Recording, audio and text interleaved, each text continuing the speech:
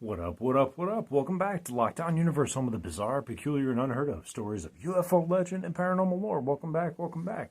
Happy to be back. Hopefully you guys are doing excellent and taking care of yourselves. I'm happy to have you guys back. Hopefully you guys had a great weekend. Behind me I've got the Militant Alien, Beetlejuice, we got Frankenstein, Predator Alien, and what we got to the far? Oh yeah, the colorful panda, and as well as the metallic Bigfoot. Yes, and of course the CIA operative Dennis Rodman in the painting right there. So, hey, we're going to talk today about the disposition of our relationship with the aliens. Multiple different aliens out there, aren't there? A whole universe full of them. We've got all different kinds. Vast majority are humanoid-like. However, we do have a few different bizarre ones like the Pascagoula case and a few others.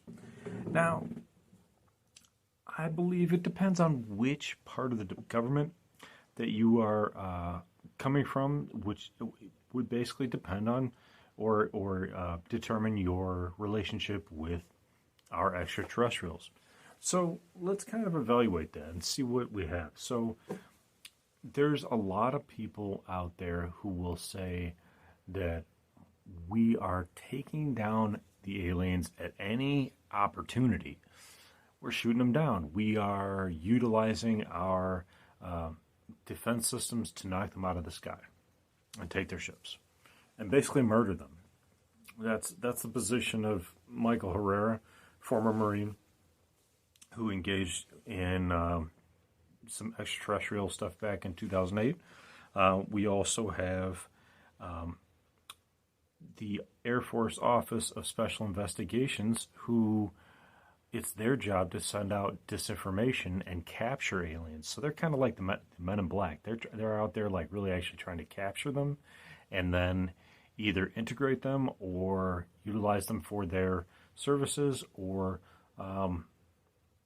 imprison them if need be, which, may not be the worst thing in the world because these might be some bad dudes. Is our disposition, do you think, generally throughout the government that the aliens are our space brothers, our friends our brothers at arms? I believe that the military generally sees the extraterrestrials as just another threat to be aware of, and that it doesn't have necessarily our best interest at heart militarily. I believe that's the military's disposition on it. And we can get a little bit more deep into that in just a moment. I want to jump into what the aliens' disposition is on us, because what I found out was that through Pat Price, who was one of the best remote viewers of the Stargate program. He was a superintendent, higher up in the police force, and he got brought in for his precision skills and his very analytical thinking to utilize that towards finding bases, communist bases, alien bases, any kind of weaponry that would be, something of value for our Defense Department. And he was extremely talented at it. He was probably the most talented out of the entire bunch. He was on Time Magazine. He was their go-to guy back in 82 all the way up through 82, because apparently he was only with the CIA for 4 months before they killed him, according to many reports. Now, let's take a look at why. Okay? Now, I'm not getting off target here with this. I'm staying right on target. So, Pat Price was given coordinates to review, to remote view, okay? Coordinates, or just a letter name, right? Because that's how they do it. They'll put coordinates into a letter, they'll mark it with some random numbers on it, and they'll tell them, hey, tell us what's at this place that's on envelope A. They won't give them any coordinates because, that's just going to defeat the purpose. Maybe they accidentally know the coordinates and that's going to preload them. So they just do that, the double blind experiment, and what he came up with during one remote viewing session was that they were asking him to look at Mount Hayes, which is in Alaska. Mount Hayes apparently is home to an alien base, one of 4 alien bases, that the aliens don't want us messing with. Which aliens are they? I don't know, but they do not want us messing with them.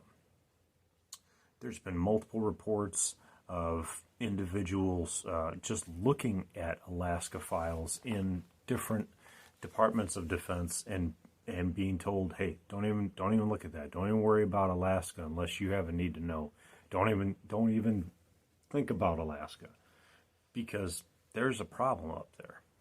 There's apparently a huge black pyramid up there that has a lot of energy and is powering UFOs as well as other technology for aliens, as well as a base. So the reason I bring this up is because Pat Price, well, I don't know if it was accidentally or intentionally, but he did review or see that list, that base, and that base had a list. And that list in that base had a list of top secret programs that were strangely labeled after pool balls, like shooting the game of pool. Different pool balls, and it was in the whole cabinet was labeled pool. And then you had like ball 13, ball 8, ball 10, and apparently these were very, very, very, very high top secret files. Once this got back to the powers that be, the big alphabet soup companies, agencies, you should call them, they got pissed. They got pissed, and they wanted him to be shut down. He just said, hey, I'm doing my job. And so he got bumped off. He was out and about, I think in a grocery store, and someone bumped into him. And one day later, he started getting violently ill. The next day, he was dead. They burned his body and did no autopsy, and then they called his wife. Okay, think about that for a second. No autopsy, burn his body, call his wife. They said it's a heart attack. 50, 53, 56, 57, somewhere in the mid-50s. Not that old. So, anyway, point of the story is that even if you're working for the government, you got to be careful with what you say, and careful with what you say you saw, even if they're asking you to look there, which is crazy to me. But what he said was that the aliens don't really have a concern with humankind one way or the other. And I found that very fascinating, because as humans, we see ourselves as the center of the world, really. The center of the universe. Well, maybe not the center of the universe, but definitely the center of Earth, right? The highest apex predator. We're so intelligent, our wisdom is so high, and our, technology is so high. And he stated that in the alien engagement that he had with remote viewing, in watching them, in talking with them, that they were really here to more observe all of Earth. Like, they basically viewed humans as a flock of birds, or species of birds. They didn't really care about us one way or the other. Some of them were interested in us, some of them were not. But they generally saw us as just a wisdom holder. Just somebody that had some wisdom and, but was basically just part of this ecosystem. They didn't care if we died. They didn't care if we lived. They did care if we ruined their planet, and that's why they didn't want us using nukes. But they didn't care if we destroyed each other, because they didn't really care about us. And it really got me thinking, because I was playing this game with some younger folks and my kids, and they were playing this game called Goat Simulator. And this game, Goat Simulator, had an alien ship crashed, and the goat, which is you're the goat, hit this alien. It just rammed right into this alien that had crashed. And I was like, wow, that is so unsympathetic. And this alien had, it looked kind of like a giraffe with a biomechanical suit around it. So it was either like a lizard or like a giraffe, really long neck, but, like 4 arms or legs or something with a biomech suit around it. So it was perfectly surrounded. And I thought, isn't that fascinating? Isn't that fascinating that if we saw something like that, we would be terrified and we would be on the defensive, right? Because we would think that thing was out to hurt us. But it's so counterintuitive to what we've really seen. Most aliens don't seem to have any biomech on them, very little protective gear at all, and they don't seem to be a threat, really, other than the fact that they want to take some DNA from us.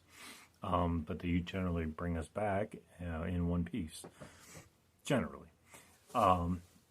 So I thought that was interesting because I thought, wow, we don't even go anywhere with biomech suits on. We went to the moon and we didn't have a biomech suit. We just had like some cloth and some airtight, glass head container type thing. And I'm like, Jesus, we probably should have had a biomech suit on because we didn't really know what we were going to encounter up there.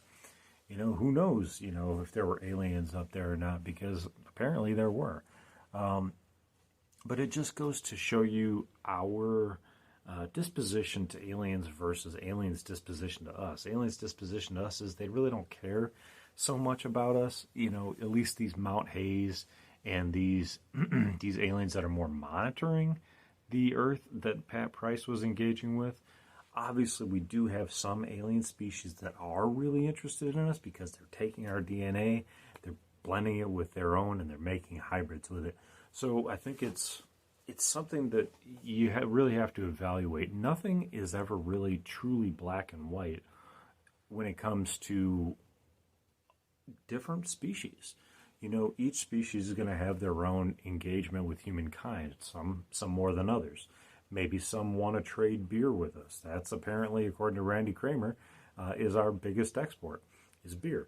While others might want our DNA, while others might just want to monitor Earth and utilize its resources and its power structure that was already built here. So I found that really, really fascinating. And I think that we know that there's other species like the pterodactyl species and the tall whites that do want to interact with us, that do want to help us study, that do want to help us advance, and do want to help us protect the planet and become higher ascended beings, spiritually, physically, and emotionally. And that's something that we're always working towards. And that's what I always focus on at the end of the podcast is, hey, guys, make sure you're focusing on your physical health, your spiritual health, your emotional health. Well, that's something that you should really consider. I have a tough time with it myself. I tend to eat a little bit too much, but I also try to get exercise, so I try to balance it out. But I think that, when it comes to going back to the disposition, aliens can be hit or miss. While we are here making movies about the terror that would be with War of the Worlds and Independence Day and Mars Attacks, we don't really have a whole lot of alien movies out there where we get along and everything's cool. It just doesn't seem to happen. And I thought to myself, I said, well, who is the enemy? Who would be the enemy in a human meeting an alien that's injured? We would probably be the enemy because we capture it, we take it back to our base, we might try to help it, but then eventually we're probably just going to autopsy it and try to gather more information about it. That would be a selfish thing. That would be us just taking advantage of an injured alien. Would they do the same with a human that had crashed on their planet? Would they try to help us? Would they try to bring us back? If they did, that would be an altruistic thing, right? An altruistic motivation. Now, if they took us and they did the exact same thing we would do, bring them back to one of our bases, test us, and then autopsy us, that would be a selfish thing. And what we've been taught over time through a lot of these near-death experiences is that we're supposed to be 51% service to others, 51% or more service to others to ascend spiritually. And so when it comes to our disposition and our ability to be open to species coming to this planet and being open to potentially engaging with them, that we have to have a lack of fear and more of an understanding of being willing to communicate with other species. If you were out for a walk in the woods and you were a ufology researcher and you just happened to come across Bigfoot, you may or may not have a lot of terror. You probably would have a lot of terror, even though you know all kinds of stories about Bigfoot and how Bigfoot really doesn't generally hurt people, even though there have been stories of them, having some problems, issues with violence, but not a lot. And so we'd still have that terror, that fear, that unknowing, because it's another species, that's intelligent enough to take us out if they wanted to. So we have to kind of grow out of that fear-based modality, this fear-based Hollywood-pushed propaganda machine, to become more enlightened and being able to be open to the idea of having a conversation with aliens. That's the whole idea behind the CE5, the Close Encounter 5 groups that go out. They try to engage, they try to utilize, their meditation and communication abilities to communicate with aliens on a psychic level. And then they try to bring them down, they try to have them show themselves through their UFOs, and they try to have communication with them. That is a better disposition towards another species. That's a better way to handle things. And you might say, okay, Lockdown Universe, well, what if you accidentally come across a negative species? Well, that could happen anywhere, at any time. We are in like this fishbowl, right? Just like in, if you were in an office building, you might run into some bad actors, and you might run into some good people, and some people that you could go out and have a beer with and have friends with, or be friends with. You have to be open to the possibility that other species out there, while they might not necessarily be trying to do the best for you as an individual, they're trying to engage with the universe as a whole. They're trying to gather their understanding of it, and hopefully you would be as understanding in the same regard. Randy Kramer talks about how he engaged with people from the Cassiopean system, and they were a very peaceful, loving species. And the only difference between them and us is that instead of having like pupils, they had like these spiral, like galaxy looking pupils. Instead of just a circular, they had like these like ellipses in their pupils.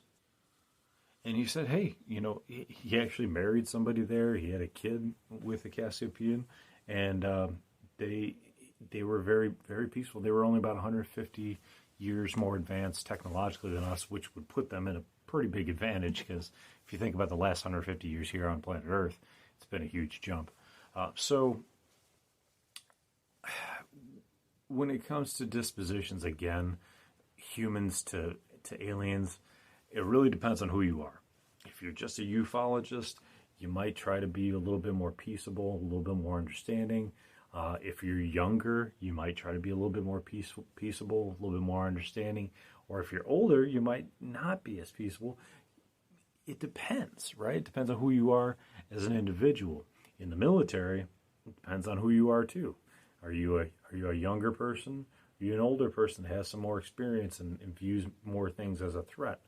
In the Jonathan Weygandt experience down in Peru, when he was sent down as a Marine to go look at this crashed UFO and see if there was any survivors, he communicated with them. They said, help us, please, we're dying in here. They crashed in the ship. And then he was told by the Department of Energy to get the hell out of there, and they pulled him out. He was trying to help them, but he was young, right? He was like 17, 18, 19, something like that. And these guys in the Department of Energy were at the top of the hill, and they were saying, get out of there. These older guys were saying, hey, we're going to take over. So it's kind of interesting when you have people with more experience. They might have a different disposition than you might, being kind of like a younger, innocent person trying to help out as much as you can and being idealistic. And that's where I kind of see these alphabet soup agencies being, where they're a little bit more guarded. They're a little bit more wary of these species, and they're definitely a little bit more on guard and defensive. And maybe that's because they know that there's more to be worried about than to be peaceable about. I don't know, but I think that there's something to be said for keeping an open mind, because keeping a closed mind isn't going to help anybody. Keeping an open mind is going to allow us to at least have the potential for a positive engagement. If it does turn out negative, at least that's an experience we can chalk up to, just having that experience. But I think we have to be open. I don't think we need to be, out there bombarding every single spaceship that comes into our atmosphere. I think we need to have communication, be open, be peaceable, be understanding, have your defenses up if need be, and if you're aware that this is a negative alien ship coming in. But I think that, I'm a Libra, man. I'm a Libra, so I'm more balanced. I like to have balance and peace in my life, and I think that that's one of the better ways to go, to try to have more, of a democratic solution, or maybe that's not the right word. I'm not saying I'm a Democrat or Republican, but what I'm trying to get at is to have a diplomatic solution. We sit down, we talk things over, and make sure that everybody's not lying, telepathically communicate, we understand each other, and try to come to a reasonable conclusion on things. One of the interesting things, and I'm going to end it here, is that we came across a book at work where we talked about the wasn't the Art of War. It was another book on negotiations and how previous civilizations started wars because of a lack of understanding, because they spoke different languages and they had to bring in interpreters. And the interpreters weren't always fully knowledgeable about the other culture. They could speak the other language, but they weren't fully knowledgeable about the other culture and the meanings behind things. And so when it comes to communication, that's super important. When it comes to speaking to other species, we are on totally different ball games, totally different levels, totally different understandings, and totally different interests. They might not be as interested in you as you are with them, or it might be the opposite. They might be too interested in you. So anyway, I'm going to leave it there, guys. I wanted to talk about that a little bit tonight. I've got another one coming up tomorrow, so I hope you enjoy it. Take care of yourselves physically, spiritually, emotionally. It's so important these days, as we're moving into summer. We've got a lot of wild stuff going on.